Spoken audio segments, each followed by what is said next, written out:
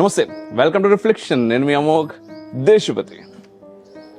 పహల్గావ్లో జరిగినటువంటి ఘటన అది మర్చిపోలేకపోతున్నాం ఎవరం కూడా. దాదాపుగా 4-5 రోజులు అయినప్పటికీ ప్రతి భారతీయుడు అండ్ భారతదేశాన్ని ప్రేమించే ప్రతి వ్యక్తి ఆ ఘటన నుంచి తేరుకోలేకపోతున్నారు, సామాన్య ప్రజల నుంచి దేశ ప్రధాని దాకా. అయితే ఆ విషయానికి సంబంధించి మరింత లోతైన విశ్లేషణ ఈరోజు మనతో పాటు చేయడానికి బీజేపీ రాష్ట్ర నాయకులు సైద్ రెడ్డి గారు ఉన్నారు. సార్ నమస్కారం. నమస్తే.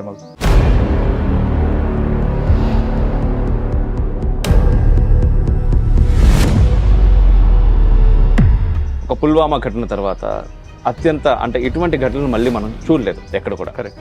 నన్ను కూడా చంపేయండి అని భార్య అన్నప్పుడు, లేదు నువ్వు వెళ్ళి మోదీకి చెప్పాలి కదా, అందుకు నువ్వు బ్రతికుండాలి అన్నారు. అంటే మోడీ గారు వచ్చిన దగ్గర నుంచి మాకు ఏదున్నా మోడీ గారు ఉండనే భరోసాలో ఉన్నారు. ఒక 100 మంది చచ్చిపోవటం అనేది డ్రాప్ ఇన్ ద బకెట్. ఏం కాదులే అంటే అసలు వాల్యూ లేదు ఒకప్పుడు. ఏ రోజన్నా మనం కాశ్మీర్ ఇంత ప్రశాంతంగా ఉంటుందని జీవితంలో అనుకున్నాం. బెంగాల్ నుంచి హిందువులు బయటకు పోతే మాకొద్దు, బట్ భారతదేశంలో నుంచి పాకిస్తాన్లు మాత్రం బయటకు పోవద్దు. మన గురించి చెడ్డగా మాట్లాడుతూ మీటింగ్ పెడతామా ఎప్పుడన్నా? కానీ మన రాహుల్ గాంధీ పెడతాడు. ఎవరైతే భారతదేశం మీద దాడి చేస్తారో, బంగ్లాదేశ్ తీవ్రవాదులు అయితేంది, లేకపోతే భారతదేశానికి వ్యతిరేకంగా లాబీ చేస్తారో వాళ్ళైతేంది, పోయి వాళ్ళని అమెరికాలో కలుస్తారు, లండన్లో కలుస్తారు.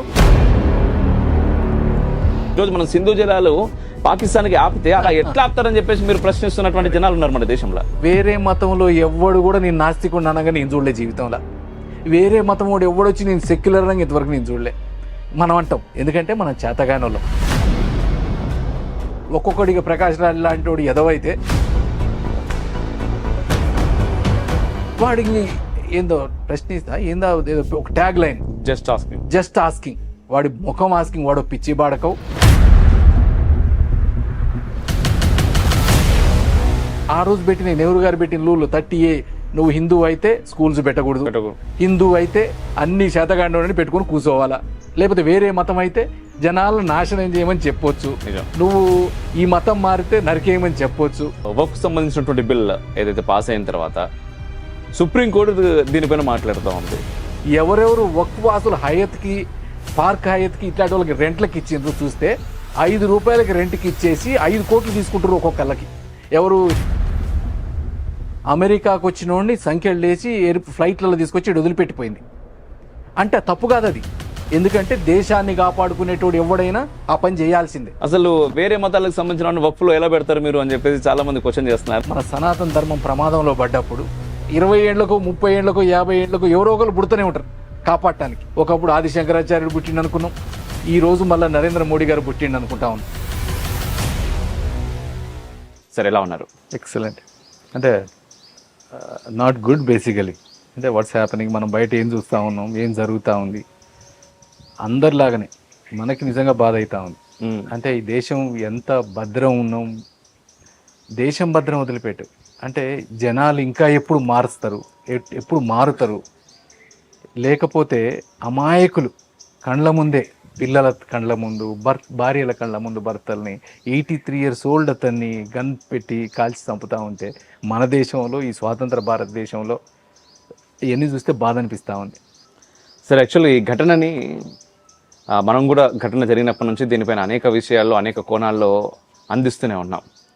అయితే ముఖ్యంగా ఎందుకు ఒక టెర్రరిస్ట్ అటాక్ అనేటటువంటిది భారతదేశంలో దాదాపుగా బీజేపీ అధికారంలోకి వచ్చినటువంటి ఈ 10 సంవత్సరాల కాలంలో ఒక పుల్వామా ఘటన తర్వాత అత్యంత ఇటువంటి ఘటనలు మళ్ళీ మనం చూడలేదు ఎక్కడ కూడా. కరెక్ట్. అంతకుముందు మనకు చాలా రెగ్యులర్గా భారతదేశంలో బ్లాస్టింగ్లు జరిగేవి, ఉగ్రవాద దాడులు జరిగేవి. ఒక వ్యక్తి బయటికి వెళ్ళాలి అంటే ఖచ్చితంగా, ముఖ్యంగా హైదరాబాద్ లాంటి రద్దీ ప్రదేశాల్లో ఒక వ్యక్తి బయటికి వెళ్ళాడు అంటే చాలా భయపడేవాళ్ళు ఇంట్లో. కానీ ఈ 10 సంవత్సరాల కాలంలో మనం అటువంటివి చాలా తక్కువ, దాదాపుగా చూడలేదని చెప్పొచ్చు. కొన్ని ప్రదేశాల్లో, ఏదైతే కాశ్మీర్ లాంటి ప్రదేశాల్లో అతి తక్కువ మొత్తంలో కొన్ని జరిగి ఉండవచ్చు బయటకు రాకుండా కూడా. కానీ మళ్ళీ ఇంత పెద్ద ఘటన దేనికి సంకేతం, ఎలా చూడొచ్చు? అండ్ వన్ మోర్ థింగ్, ఇక్కడ ఉగ్రదాడి జరిగిన తర్వాత మీరు ఇంతకుముందు అన్నట్టుగా చాలా మందిని చంపినప్పుడు దాంట్లో కొత్తగా పెళ్ళైనటువంటి నవవధువుల్లో ఆ అబ్బాయిని చంపడం జరిగింది. దాంతోపాటుగా ఇంకొక వాళ్ళు చంపినప్పుడు, నన్ను కూడా చంపేయండి అని భార్య అన్నప్పుడు, లేదు నువ్వు వెళ్ళి మోదీకి చెప్పాలి కదా, అందుకు నువ్వు బ్రతికుండాలి అన్నారు. ఈ మొత్తాన్ని మనం ఎలా చూడొచ్చు? అంటే ఒకటి, ఇప్పుడు మనం లాస్ట్ 10 సంవత్సరాల నుంచి నిజంగా జనాలు మొత్తం దేశ ప్రజలంతా కూడా ఒక రకమైన అంటే సేఫ్టీలో ఉన్నారు. అంటే మోడీ గారు వచ్చిన దగ్గర నుంచి మాకు ఏదున్నా మోడీ గారు ఉండనే భరోసాలో ఉన్నారు. దానికోసం ఏమన్నా మూడోసారి ఓటేసిండ్రు. అవును. ఫస్ట్ టైంకి జనాలకు మోడీ గారి గురించి అంత తెలియదు. రెండోసారి వచ్చేసరికి అంతకుముందు మీరు అన్నట్టు ఒక 100 మంది చచ్చిపోవటం అనేది డ్రాప్ ఇన్ ద బకెట్. ఏం కాదులే అంటే అసలు వాల్యూ లేదు. ఒకప్పుడు నీకు పెద్ద పెద్ద అయినా కానీ పట్టించుకున్నోడు లేడు. ఈరోజు ఏ రోజన్నా మనం కాశ్మీర్ ఇంత ప్రశాంతంగా ఉంటుందని జీవితంలో అనుకున్నాం. కానీ కాశ్మీర్లో ఉన్నది ఎవరు? ముస్లిమ్స్. కాశ్మీర్ కూడా మంచిగా కావాలనుకున్నది ఎవరు? నరేంద్ర మోడీ. కానీ నరేంద్ర మోడీ మీద మనం వేసేది ఏంది? ఆయన ఒక హిందూ కాబట్టి. కానీ ఎన్నిటికీ సమాధానం చెప్పింది లాస్ట్ 10 సంవత్సరాలలో. ఉగ్రవాద అనేటోడు ఇండియా వైపు చూడాలంటే భయపెట్టేట్టు చేసిండు. ఎందుకంటే మోడీ ఉన్నాడు రా నాయన, మొత్తం కొట్టిపారేస్తాడు. చిన్నదైతేనే సర్జికల్ స్ట్రైక్ చేసిండు, మొత్తాన్ని నాశనం చేసిండు. ఈసారి ఇట్లాంటిదైతే మొత్తం దేశాన్ని నాశనం చేస్తాడు అనుకుండ్రు. ఈరోజు ఇంతమంది చచ్చిపోయినా కానీ జనానికి ఎంత భరోసా మీద ఉన్నారంటే మోడీ ఉన్నాడు, రేపు మొత్తం దేశాన్ని నాగం చేస్తాడు, పోయి దేశాన్ని మొత్తాన్ని పాకిస్తాన్ని మొత్తం నాశనం చేసి వస్తాడనే ఊహలు ఎరు సగటు భారతీయుడు ఉన్నాడు. అది ఏ మతం అన్నా కానీ. ఎందుకంటే మోడీ గారి మీద ఉన్న నమ్మకం. మొన్న మనం చూసినాం ఈ ఇన్సిడెంట్ జరిగినప్పుడు సౌదీ అరేబియాలో ఉన్నారు మోడీ గారు. సౌదీ అరేబియాలో వెరీ ఇంపార్టెంట్ మీటింగ్లో ఉండి ఇది జరగంగానే ఇంతకుముందు చూసినాం మనం హైదరాబాద్లో బాంబులు. నువ్వు ఏడుకోపోవాల్సిన అవసరం లేదు. హైదరాబాద్లో బాంబులు జరిగితే వీడికి వచ్చిన హోమ్ మినిస్టర్ ఉండా, వీడికి వచ్చిన ప్రధానమంత్రి ఉండా. కానీ అంత పెద్ద మీటింగ్లో ఉండి సౌదీ నుంచి డైరెక్ట్ ఎయిర్పోర్ట్లో మీటింగ్ పెట్టిండు బయట వీడికి వచ్చి కాశ్మీర్లో. ఈ లోపే రక్షణ మంత్రులు పోయినరు, హోమ్ మినిస్టర్లు పోయినరు, మనం మొత్తం కంప్లీట్ దేశం సంబంధించిన వాళ్ళు అంత ఇన్ని జరుగుతున్నా కానీ ఏమైందని లెక్క చేయకుండా పోయినరు. ఎందుకు? వాళ్ళకి భరోసా ఇవ్వాలి. మళ్ళా కాశ్మీర్ని మనం నిలబెట్టిన కాశ్మీర్ని పడిపోకుండా చేయాలనే దాంట్లో చేస్తూ ఉన్నారు. ఇది ఒకటే భయం వాళ్ళకి, ఉగ్రవాదులకైనా దేశంలో ఉన్న ఉగ్రవాద నాయకులకైనా. దేశంలో ఉగ్రవాద నాయకులు ఎందుకు అంటున్నా అంటే మన ఫ్యామిలీ గురించి ఎవడన్నా చెడ్డగా మాట్లాడుతూ ఉంటాడు. మన ఫ్యామిలీలో అన్నదమ్ములు ఉంటాం. మనం పోయి మన గురించి చెడ్డగా మాట్లాడుతూ మీటింగ్ పెడతామా ఎప్పుడన్నా? కానీ మన రాహుల్ గాంధీ పెడతాడు, మన ఈ మణిశంకర్ అయ్యర్ పెడతాడు. వీళ్ళు పోయి డైరెక్ట్ ఎవరైతే భారతదేశం మీద దాడి చేస్తారో, బంగ్లాదేశ్ తీవ్రవాదులు అయితేంది, లేకపోతే భారతదేశానికి వ్యతిరేకంగా లాబీ చేస్తారో వాళ్ళైతేంది, పోయి వాళ్ళని అమెరికాలో కలుస్తారు, లండన్లో కలుస్తారు, వాళ్ళ గురించి మాట్లాడతారు. అంటే ఇంతకంటే సిగ్గుచేటు, ఇంతకంటే దగుల్బాచితనం ఇంకోటి ఉండదు. కానీ వాటన్నిటిని కాదని ఈరోజు జమ్మూ కాశ్మీర్ డెవలప్మెంట్ని చూపిస్తూ ఉన్నాడు. జమ్మూ కాశ్మీర్ డెవలప్ అవుతూ ఉంది. ముస్లిమ్స్లో కూడా పాజిటివ్ సింబల్స్ వస్తూ ఉన్నాయి. ఇవన్నీ వస్తే మన పప్పులు ఉడకవు. మళ్ళా దేశం ఇట్లే ఆగంగా ఉండాలా. దేశం కాంగ్రెస్ ఏమనుకుంటుందని ఎప్పుడు చేసినా దేశం బాగుపడకూడదు, దేశం ఎప్పుడు కష్టాలు ఉంటేనే మాకు ఓట్లు వేస్తారు, వాళ్ళు ఎప్పుడు గుడిసెలు ఉంటేనే మాకు ఓట్లు ఉంటాయి తప్ప దేశం బాగుండాలా అనే చూసే మనస్తత్వం కాంగ్రెస్ది కాదు. దానికి వ్యతిరేకంగా పనిచేస్తుంది కాబట్టి మోడీ గారు ఈరోజు అందరికీ యాంటీ అయిపోయింది. ఎవరు? ఈ ఉగ్రవాద నాయకులకి. నిజంగా ఖచ్చితంగా అలాగే కనపడుతుంది. ఎందుకంటే ఆ దాడి జరిగిన తర్వాత నువ్వు వెళ్ళి మోడీకి చెప్పడానికి నువ్వు బ్రతికుండాలనే మాట నిజంగా ఆలోచించాల్సినటువంటిది. And one more thing sir, ఇప్పుడు ఈ జరిగినటువంటి దాడిని ఒక ప్రశ్న, బీజేపీ గవర్నమెంట్ మీద జరిగిన దాడిగా చూడొచ్చా, లేదా కేవలం హిందువుల మీద జరిగిన దాడిలా చూడొచ్చా, లేదా భారతీయుల మీద జరిగిన దాడిలా చూడొచ్చా? అంటే ఈ జరిగిన దాడి సగటు భారతీయుని చేతగాని తనం మీద జరిగిన దాడిది.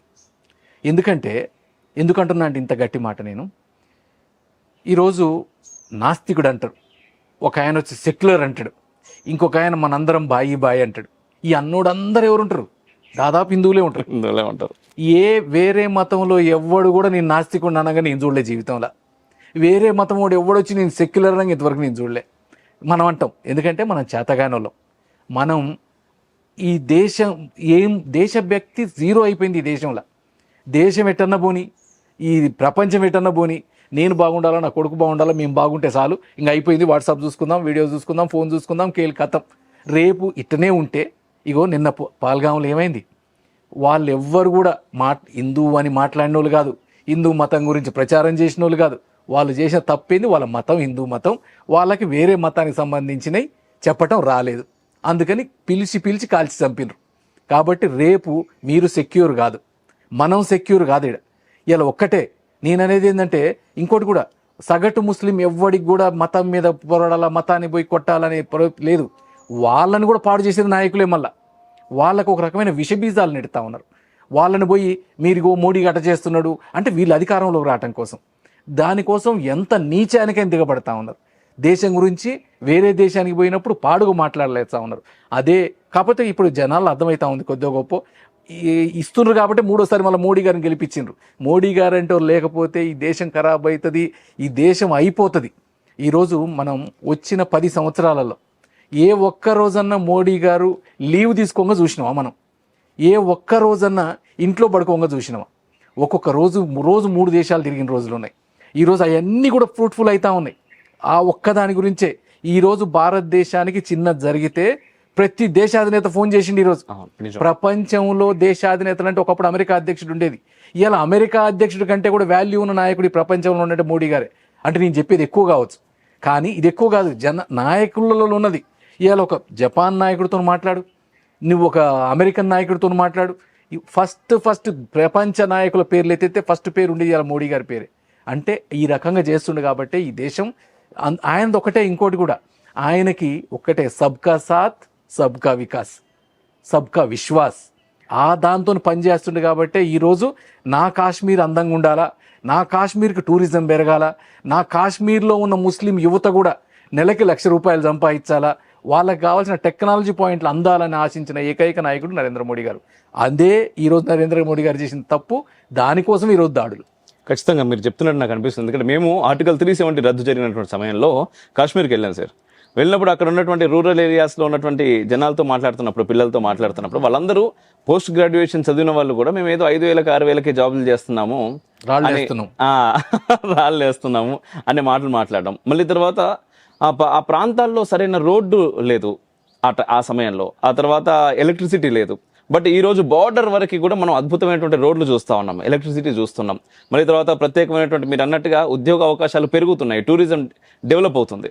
కానీ వీటన్నిటికీ ఇటువంటి దాడి చేయడం ఒకటి, అట్ ది సేమ్ టైం ఆ లోకల్ ఉన్నటువంటి సమాజం కూడా కొంతమేర సపోర్ట్ చేయకుండా ఇటువంటిది జరగదు. ఆ వాళ్ళు సపోర్ట్ చేసిన వాళ్ళకి అసలు ఏం చెప్పొచ్చు మనం ఈ నాయకులను? కానీ ఈ రోజు మనం సింధు జలాలు పాకిస్తాన్కి ఆపితే అలా ఎట్లా ఆపుతారని చెప్పేసి మీరు ప్రశ్నిస్తున్నటువంటి జనాలు ఉన్నారు మన దేశంలో. ఎంత దుర్మార్గులు పుట్టిరంటే ఈ దేశంలో. వాడికి వాడి కుటుంబం మీద ప్రేమ లేదు, దేశం మీద ప్రేమ అంతకంటే లేదు, అసలు దేశభక్తి అనేది 0. ఒక్కొక్కడు ఎక్కడ లేని మానవతావాదులు ఎప్పుడు వస్తారంటే హిందూ మతం గురించి ఏదన్నా బ్యాడ్గా చెప్పాలంటే మానవతావాదులు బయలుదేరికి వస్తారు. ఇక నువ్వు మొన్న జరిగింది పశ్చిమ బెంగాల్లో 12-13 ఊర్లల్లో హిందువుల్ని ఖాళీ చేయించిండ్రు. ఖాళీ చేపిస్తే ఏ ఒక్క మానవతావాది మాట్లాడలే. దాడులు జరిపి పంట పొలాలు 100 ఎకరాలని నరికి పక్కన పెడితే ఒక్క మానవతావాది మాట్లాడలే. ఈరోజు వచ్చి నీ దేశం కాదు, నీ మీద వాడు చంపడానికి వచ్చిండు, అట్లాంటోడికి నువ్వు నీళ్లు ఆపుతా అంటే, ఇంకా చంపటం మొదలుపెట్టలే, నీళ్లు ఆపుతా అంటే ఇది మానవత్వం కాదనే ఎదవలు పుట్టిన దేశం ఇది. అందుకని ఇట్లాంటి వాళ్ళందరూ నేర్చుకోవాలి. ఒక్కొక్కడిగా ప్రకాష్ రాజ్ లాంటి వాడు ఎదవైతే వాడికి ఏందో ప్రశ్నిస్తా, ఏందో ఒక ట్యాగ్ లైన్, జస్ట్ ఆస్కింగ్, వాడి ముఖం ఆస్కింగ్, వాడు పిచ్చి బాడకవు, వాడు జస్ట్ ఆస్కింగ్ అని పెట్టి ఏదో పిచ్చి కూతలు గుయ్యటం, పిచ్చి మాటలు మాట్లాడటం, దాన్ని మనం వీడియోలు చూసి చూడటం, లైకులు వస్తే వాడికి డబ్బులు పోవటం, ఇది తప్ప మనం ఇంతకంటే చేసేది ఏం లేదు. ఒక్కటే చెప్తా ఉన్నా, మనం యువత ఈరోజు ప్రపంచంలో ఎక్కడ లేని యువత ఇలా భారతదేశంలో ఉంది. మీరు ఒక్కసారి కళ్ళు తెరవండి, దేశానికి ఏమవుతుందో ఆలోచించండి. దేశ ప్రగతి, దేశ భవిష్యత్తు మీ చేతుల్లో ఉంది. ఇట్లాంటి దొంగల్ని నమ్మి దొంగల మాటలు వింటా ఉంటే వాళ్ళకి మనం జవాబు చెప్పనంత కాలం ఇంకా ఖరాబ్ అవుతుంది ఈ దేశం. ఈరోజు నిన్ననే ప్రపంచ బ్యాంక్ లెక్కలు వచ్చినాయి. దాంట్లో ఈరోజు ఎంప్లాయబిలిటీ ఈ దేశంలో డబల్ అయిందని చెప్పిండ్రు. ఈ దేశంలో ఇప్పుడు మనం ఏదైతే పేదరికం అనేది చాలా వరకు తగ్గుతూ ఉంది భారతదేశంలో అని చెప్తా ఉన్నారు. ఈరోజు ప్రపంచ మార్కెట్లు ఇవాళ ఇండియా వైపు చూస్తూ ఉన్నాయి. ఈరోజు లక్షల కిలోమీటర్లు మన రోడ్లు అయితేంది, రైల్వేస్ అయితేంది, విమానయానాలు అయితేంది, బస్సుకి విమానానికి తేడా లేకుండా చేసిండ్రు బీజేపీ వచ్చినాక. అంటే ఈ అంత డెవలప్మెంట్ ఎట్లా చేసిండ్రు, ఎట్నుంచి వచ్చింది? ఇంతకుముందు మొదలు పెడితే స్కాములు ఉండేవి, ఇప్పుడేమో మొదలు పెడితే డెవలప్మెంట్లు కనపడతా ఉన్నాయి. కాబట్టి యువత నేను ముఖ్యంగా చెప్తా ఉన్నా, మీరు ఆలోచించండి, ఈ దొంగలకి దూరంగా బుద్ధి చెప్పేటట్టు ఉండండి, మీరు మాట్లాడండి. మీరు ఇంకొకటి కూడా నేను చెప్తా ఉన్నా, 5 కోట్ల మంది ఈరోజు రోహింగ్యాలు అయితేంది, బంగ్లాదేశీస్ అయితేంది, పాకిస్తానీస్ అయితేంది, ఈ ఇన్ఫిల్ట్రేటర్స్ ఎవరు, మన దొంగ రాజకీయ నాయకులు తీసుకొచ్చి ఆధార్ కార్డులు కూడా ఇప్పించే స్థాయికి దిగజారిండ్రు. అట్లాంటి వాళ్ళని మీరు పక్కన ఉంటారు.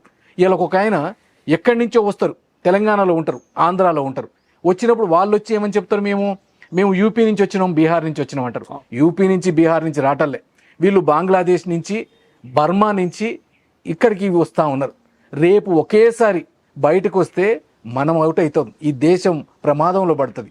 మీరు కళ్ళు తెరిచి ఉండండి. చిన్నది కూడా మీరు గమనిస్తూ ఉండండి. ఇప్పుడు పాకిస్తాన్ నుంచి మీరు ఇంతకుముందు అన్నట్టుగా సార్, బంగ్లాదేశ్ అండ్ బెంగాల్, ముఖ్యంగా బెంగాల్ నుంచి హిందువులు బయటకు పోతే మాకొద్దు, బట్ భారతదేశంలో నుంచి పాకిస్తాన్లు మాత్రం బయటకు పోవద్దు అని చెప్పేసి ముసలిగా నీళ్లు గార్చేటటువంటి వ్యక్తులు మన ముందు చాలా మంది కనిపిస్తూ ఉన్నారు. ఈరోజు పాకిస్తాన్ నీళ్ళు ఎవరైతే ఇక్కడ ఉన్నారో వీసాల మీద, వాళ్ళందరినీ కూడా ఇమీడియట్గా బయటకు పంపించేయాలని చెప్పేసి అమిత్ షాది అన్ని రాష్ట్రాల ముఖ్యమంత్రులు కూడా కాల్ చేసి చెప్పారు. అది కొంతమేర ముందుకు కూడా నడుస్తూ ఉంది. దీన్ని మనం ఎలా చూడొచ్చు? ఒకటి, ఈరోజు ఒక్క పాకిస్తాన్ వాళ్ళని బయటికి పంపటం కాదు, ఇండియాకు వచ్చిన ఇన్ఫిల్ట్రేటర్స్ మొత్తాన్ని బయటికి పంపాలి. మొన్న అమెరికా ఏం చేసిందండి? అమెరికాకు వచ్చిన వాడిని సంఖ్యలు లేచి ఫ్లైట్లలో తీసుకొచ్చి వదిలిపెట్టిపోయింది. అంటే తప్పు కాదు అది. ఎందుకంటే దేశాన్ని కాపాడుకునేటోడు ఎవడైనా, దేశం గురించి ఆలోచించేటోడు ఎవడైనా ఆ పని చేయాల్సిందే. ఎందుకంటే ఇవాళ వాళ్ళ దేశం కాపాడుకోవటం, ఇవాళ ఇల్లీగల్గా పోవటం మన తప్పు. ఇల్లీగల్గా పోయినాక బయటికి పంపించడం దేశం తప్ప అది. ఇవాళ మనం చేతగానోళ్ళం కాబట్టి ఇంట్లో కూర్చొని ఉన్నాం. రేపు ఎట్టి పరిస్థితి ఒక పాకిస్తాన్ ఉండే కాదు, ఎవరెవరైతే ఇల్లీగల్గా ఈ దేశంలోకి వచ్చిండ్రో అందరినీ బయటికి పంపించాలి. ప్రతి ఒక్కరికి నేషనల్ ఐడెంటిటీ ఇవ్వాలి. ఎవడైతే ఈ రకంగా వాళ్ళకి సపోర్ట్గా మాట్లాడుతుండ్రో వాళ్ళందరినీ ఎలేయాలి ఈ దేశం నుంచి. అయితే ఖచ్చితంగా ఇది బీజేపీ మోదీ గారి ఈ 5 సంవత్సరాల్లో ఇలాంటిది ఏదైనా యాక్ట్ బయటకు వస్తుందంటారా? మోడీ గారిది ఒక్కటే అండి, ఆయనకి ఈ దేశం, ఈ 140 కోట్ల భారతీయులు ఆయన బిడ్డలు తప్ప ఆయనకంటూ సొంతంగా ఏం లేదు. ఆయన ఎంతసేపటి దేశాన్ని ఎట్ట మాట్లాడాలా, దేశాన్ని ఎట్ట బతికియాలా, దేశాన్ని అభివృద్ధి పదంలో ఎట్ట తీసుకుపోవాలా అని తప్ప వేరేది లేదు. దానికోసం ఎంతకైనా పోతాడు ఆయన. ఒకటి కూడా మనం చూస్తూ ఉంటాం, నీకు ఎప్పుడు హిందూ మతం కానీ, హిందూ ధర్మం కానీ, మన సనాతన ధర్మం ప్రమాదంలో పడ్డప్పుడు ప్రతి 20 ఏళ్లకు, 30 ఏళ్లకు, 50 ఏళ్లకు ఎవరో ఒకరు పుడుతూనే ఉంటారు కాపాడటానికి, మనకు తెలియకుండానే. ఒకప్పుడు ఆదిశంకరాచార్యుడు పుట్టిండు అనుకున్నాం, ఈ రోజు మళ్ళీ నరేంద్ర మోడీ గారు పుట్టిండు అనుకుంటా ఉన్నాం.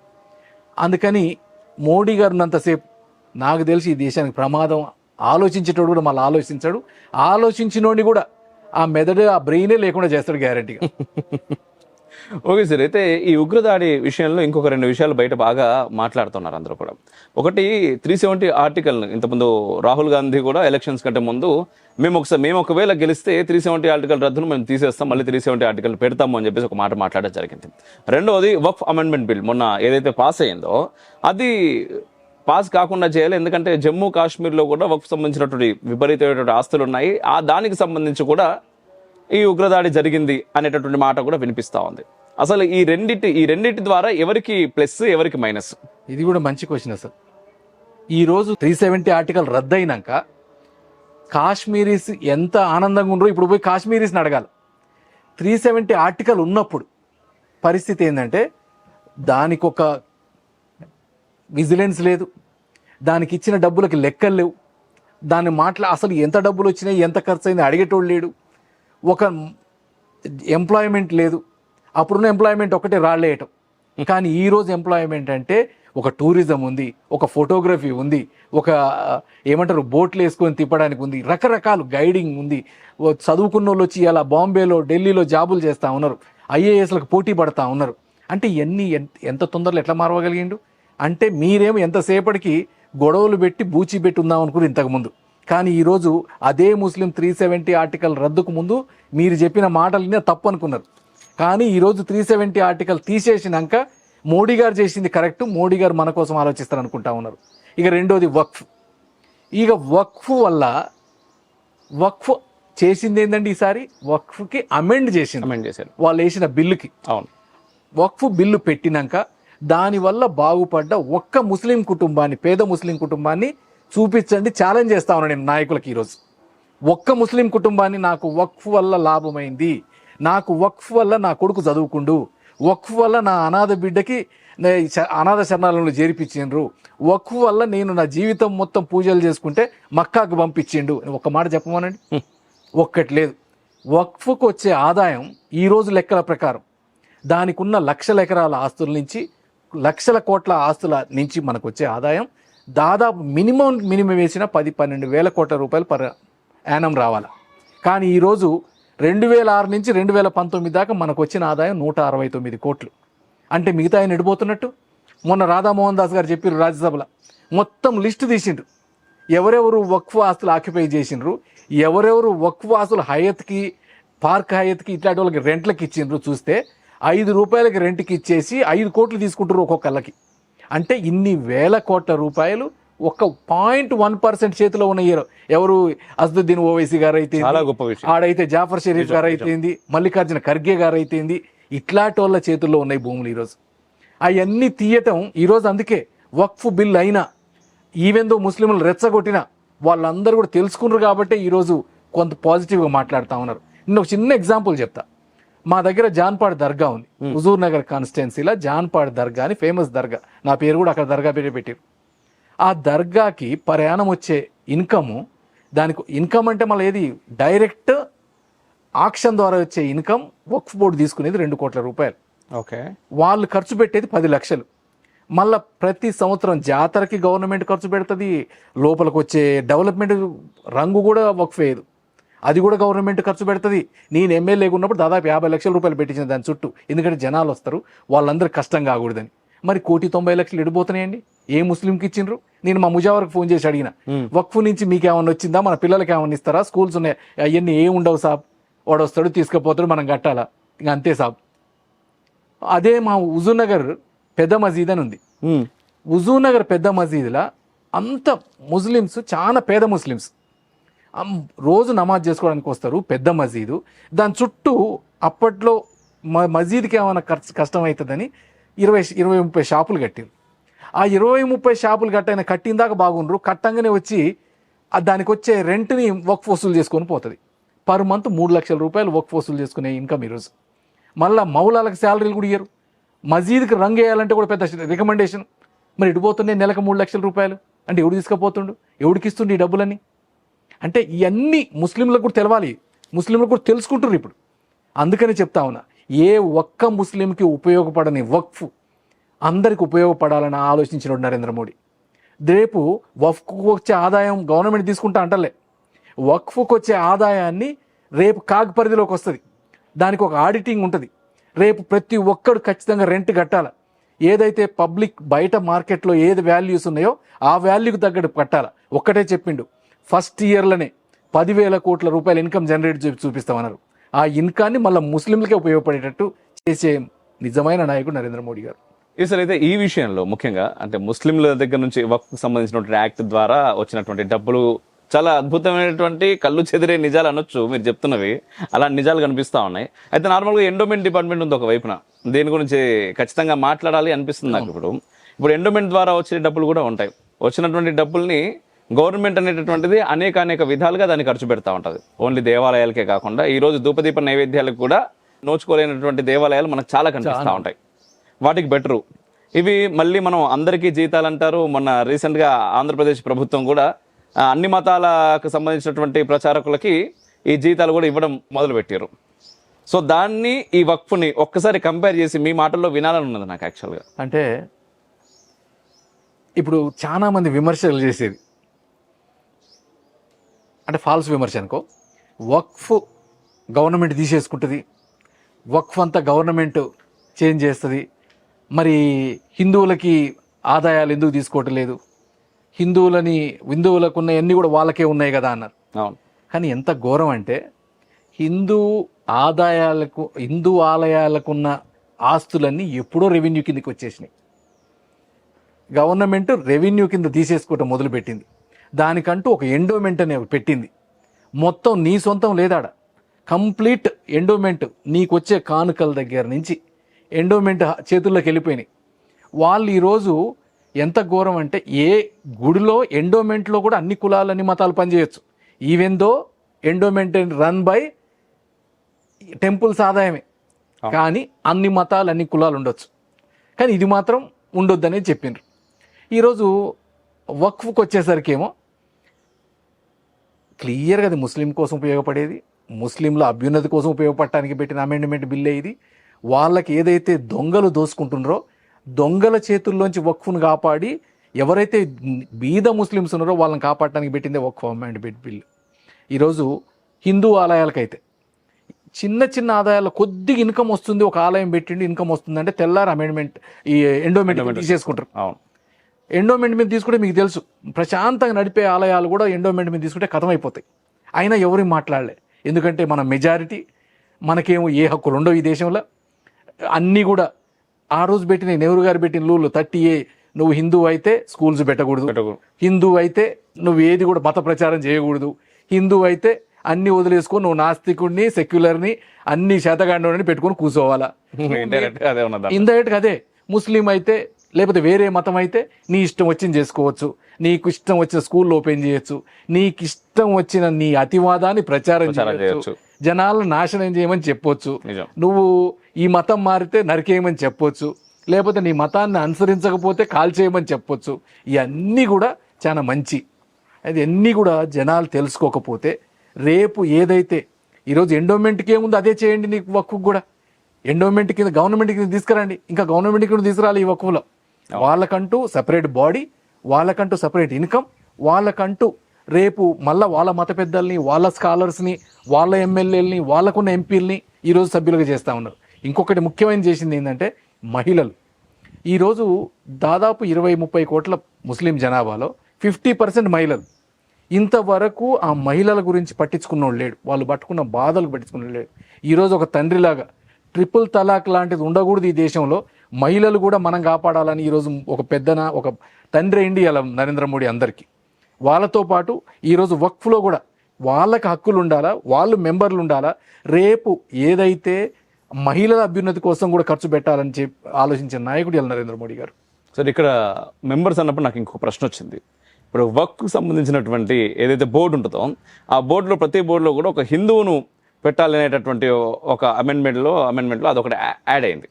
అయితే వాళ్ళ దగ్గర నుంచి వస్తున్నటువంటి విమర్శ ఏంటి అంటే, ఈరోజు ఏదైనా హిందూ దేవాలయంలో మీరు ఒక ముస్లింని పెట్టుకుంటారా, అట్లాంటప్పుడు మా వక్ఫ్లో హిందువుని ఎలా పెడతారు, ఎందుకు పెడతారు అని. ఇది ఒకటి మంచి క్వశ్చన్, జనాలు తెలవాల్సిన క్వశ్చన్ ఖచ్చితంగా.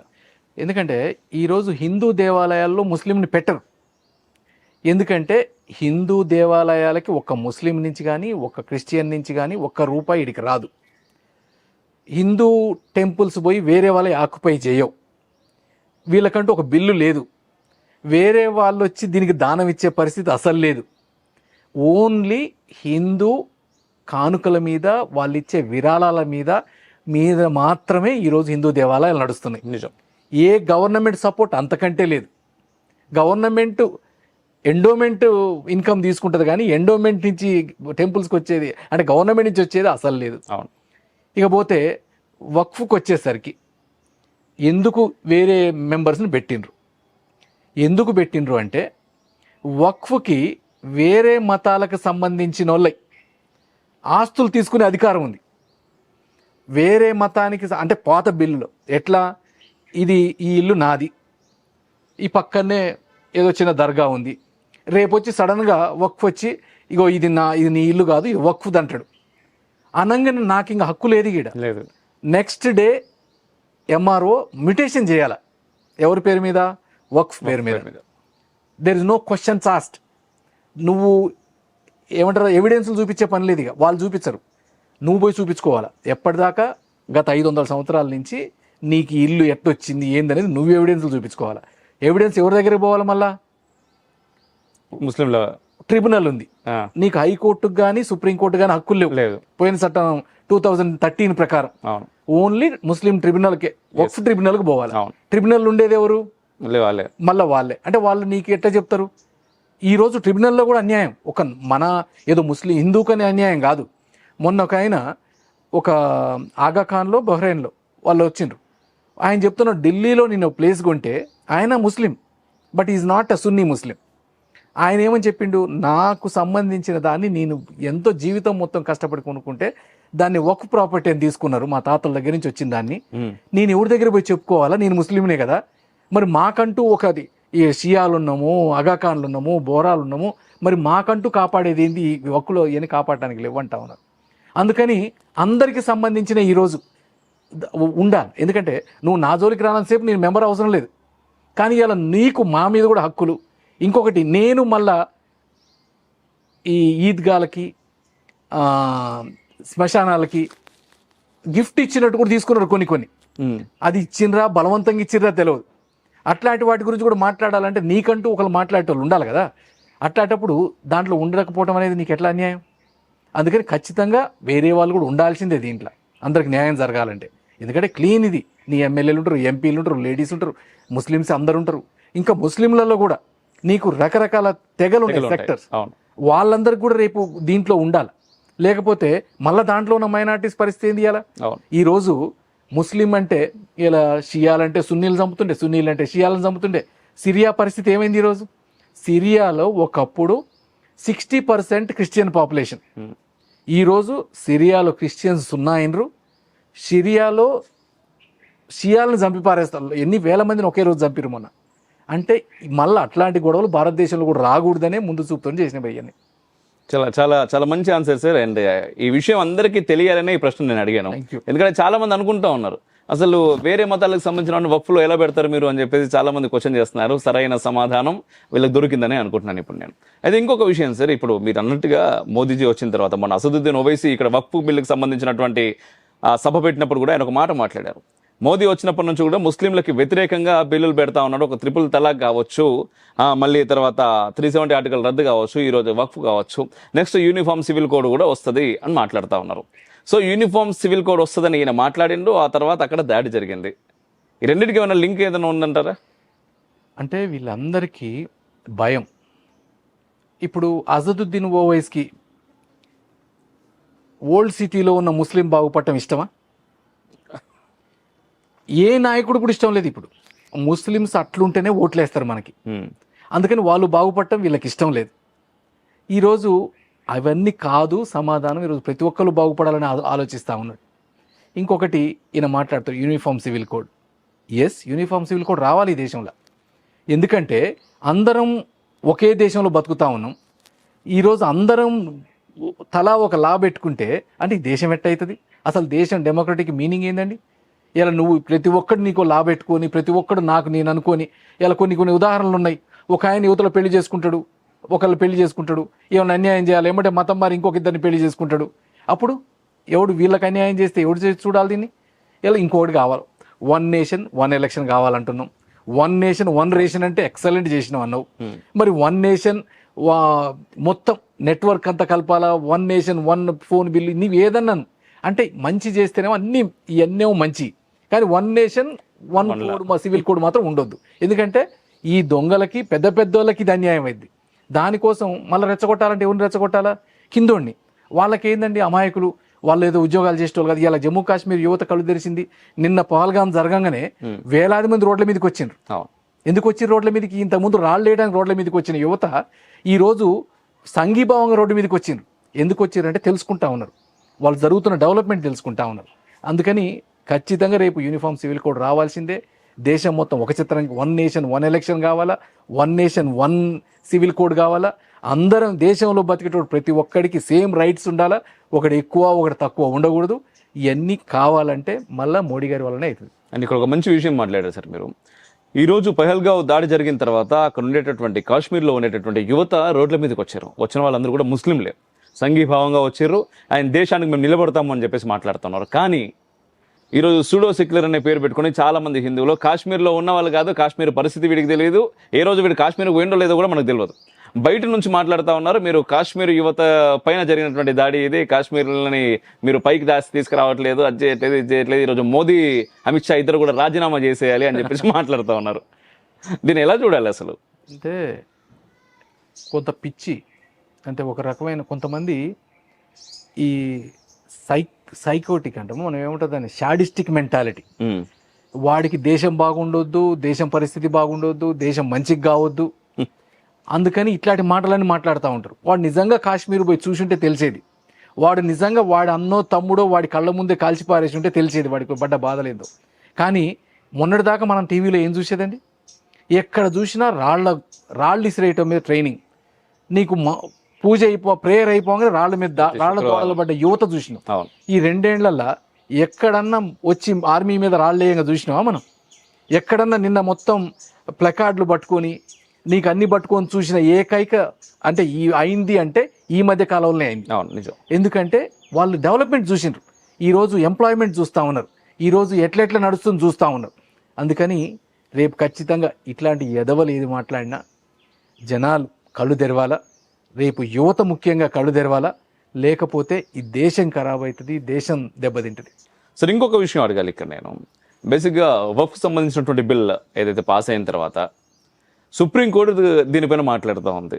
అండ్ సుప్రీంకి మోదీజీ నో చెప్పారు, అది వేరే విషయం. కానీ సుప్రీం కలుగజేసుకుంటుంది, మాట్లాడుతుంది ఈ బిల్లు గురించి.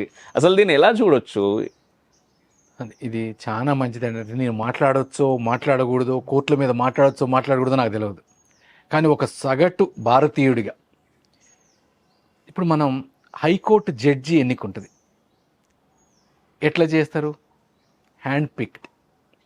పైన జడ్జిలు అయితే ఎవరెవరు ఉంటారో వాళ్ళకి ఎవరు నచ్చితే వాళ్ళని పిక్ చేసుకుంటారు. అంటే it's not based on merit, it's based on నీకు ఎవరు సంబంధం ఉంది అనే దాంట్లో ఎన్నిక జరుగుతూ ఉంది. అంటే అది నేను తప్పంటున్నా కరెక్ట్ కాదు, కానీ నాకు అనుకున్న జ్ఞానం చెప్తా ఉన్నా. ఆ రోజు మోడీ గారు వచ్చి చెప్పింది మెరిట్లో తీసుకోవాలా, కొలీజియం గురించి కొన్ని సూచనలు చేయరు. అంత బిల్లు పాస్ అయినాక దానికి అడ్డం పెట్టిండ్రు. ఎందుకంటే కోర్టులనేవి మా చేతుల్లో ఉండాలా అని. నిన్న వక్ఫ్ అంటే బిల్ అయింది ఎక్కడండి? అది పార్లమెంట్లో. ఈ డెమోక్రటిక్ కంట్రీ అంటే ఏందండి? మెయిన్ పార్లమెంటే కదా. అంతే, పార్లమెంటే గుడి, పార్లమెంటే బడి, పార్లమెంటే శాసనం. అట్లాంటి పార్లమెంటు, దేశంలో ప్రజల చేత ఎన్నికైన పార్లమెంట్ ఒక బిల్లు పాస్ చేస్తే దాని మీద కూడా ఇస్తున్నారు అంటే ఏటిపోతుంది ఈ దేశం? ఇంకొకటి, నేను మొన్న ధన్ఖడ్ గారు మాట్లాడినారు. ధన్ఖడ్ గారు ఏమన్నారు? ఈరోజు మీరు టైం ఫ్రేమ్ విధిస్తూ ఉన్నారు గవర్నర్లకి, కరెక్టే. మరి మీకు కూడా టైం ఫ్రేమ్ పెట్టాలి కదా కేసుల విషయంలో. ఎందుకు సంవత్సరాలు కేసులు నడుస్తున్నాయి? అంటే మిమ్మల్ని ఎవరు అనేటోళ్ళు లేరా? మిమ్మల్ని ఎవరు మాట్లాడేటోళ్ళు లేరా? అంటే నిజంగా మాట్లాడేటోళ్ళు లేరు. నిజం. ఎందుకంటే కోర్టులకు ఎదురుగా మాట్లాడే పరిస్థితి లేదు. మనం న్యూస్ చూస్తూ ఉన్నాం. మొన్న ఒక జడ్జి ఇంట్లో 15 కోట్ల రూపాయలు కాలబడితే చూపించారు ప్రతి వార్త. కానీ దానికి ఏం చేసిండ్రండి? జడ్జిని మంచిగా మార్చిరు వేరే దగ్గర. అంటే ట్రాన్స్ఫర్ చేసిండ్రు. ఆ డబ్బులు ఎక్కడి, ఎట్టించి వచ్చినాయి? ఒక్క నో వన్ ఆస్ట్.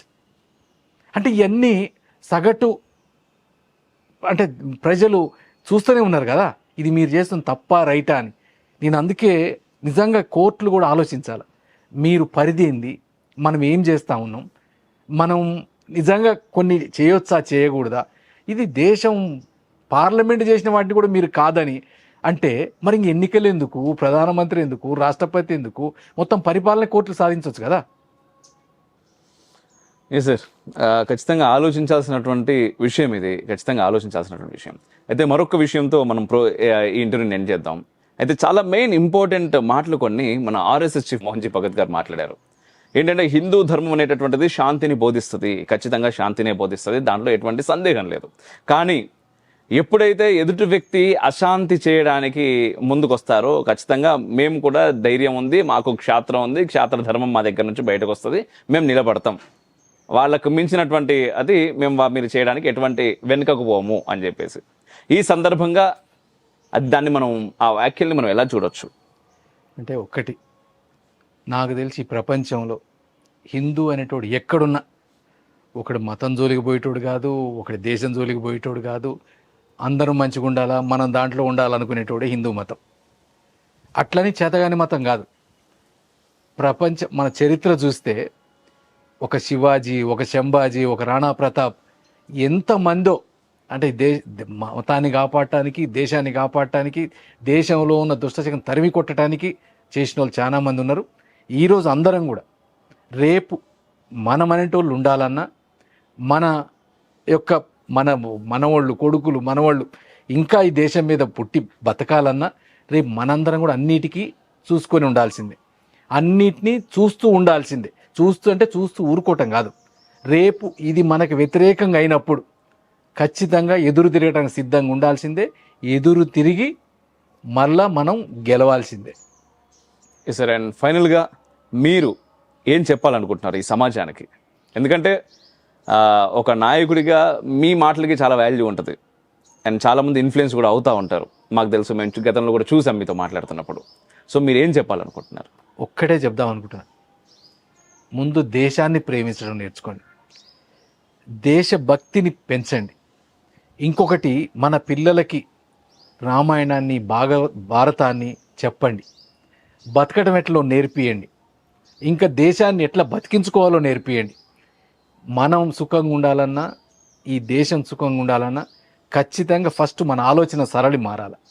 అంతేగాని ఒకడేదో అన్నాడని నేను నాస్తికుణ్ణి, నేను సెక్యులర్ని, నేను మంచోడిని అంటే మంచోడని ఎవడండు. రేపు మొన్న పాల్గాంలో జరిగినాయే, నువ్వు మంచోడివైనా నువ్వు ఎట్లున్నా జరుగుతాయి అట్లే నీ కళ్ళ ముందే. కాబట్టి ఖచ్చితంగా కళ్ళు తెరవండి. మీరు మన పిల్లలకి ఇప్పటి నుంచే గుడికి పంపడం నేర్పియండి, మన శాస్త్రాలు నేర్పియండి, మన యొక్క ధర్మాన్ని నేర్పించండి, ధర్మం ఎట్లుండాలనో చెప్పండి. ఈరోజు నేను ఇంటర్వ్యూ చేయడానికి కూడా ముఖ్య కారణం, నా కొడుకు యూకేలో చదువుతాడు. నా కొడుకు ఫోన్ చేసిండు, ఏమని, నువ్వు ఇంకా ఏం చేస్తా ఉన్నావు, ఈ విషయం గురించి నువ్వు మాట్లాడకపోతే ఇంకెవరు మాట్లాడతారు, మీలాంటి లీడర్లే మాట్లాడాలి కదా, మనం మాట్లాడకపోతే ఎట్లా అని ఫోన్ చేసిండు. అందుకని మనం మన పిల్లలకి నేర్పించాలా. పిల్లలు కూడా అందరూ ఈరోజు మన దేశాన్ని కాపాడుకోవటంలో ఒక్కటై భారతదేశం నా దేశం, ఈ భారత మాతకి మనందరం బద్దులమై ఉండాలని కోరుకుంటా ఉన్నాను. Thank you so much sir. Thank you very much మీ అమూల్యమైన సమయాన్ని రిఫ్లెక్షన్కి వెచ్చించినందుకు. జై హింద్ సార్.